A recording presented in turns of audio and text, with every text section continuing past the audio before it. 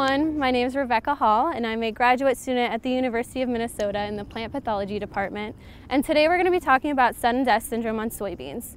Sudden death syndrome is caused by the fungal pathogen known as Fusarium virguliforme, and the pathogen is able to survive in the soil over winter, and in the spring it will infect new soybean plants when they're planted. The pathogen loves cold, wet springs like we had this year in Minnesota, so I actually have some really good symptoms here to show you.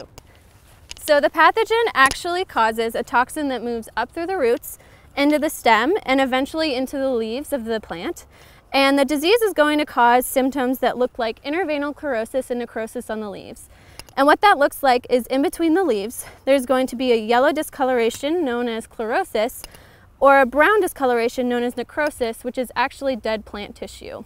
On top of having foliar symptoms, the disease also causes root rot. And with root rot, the biomass of the roots is going to be significantly less. It will be able to be pulled easily from the ground.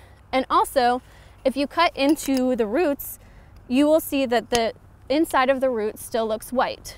Compared to a common other root rotting pathogen on soy known as brown stem rot, which will cause the inside of the root to be brown. Lastly, another common symptom is the leaves will fall off of the stem, but the petioles will remain. Unfortunately, there's not much that can be done as far as management strategies go for this year's harvest. One way to prevent the disease from returning is to use sudden death syndrome resistant high quality soybean varieties.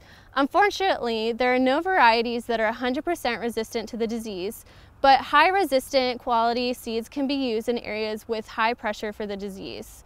Another way to prevent the disease from returning is to plant seeds in warm, dry soils. Lastly, it's important to remove corn crop residue in your field if you're rotating crops, because the disease pathogen has been shown to survive on corn residue in the field. The disease symptoms typically start showing up in late August, so it's going to be time to start scouting for sudden death syndrome soon. I'm going to get out of here because it's really hot. We'll see you guys soon.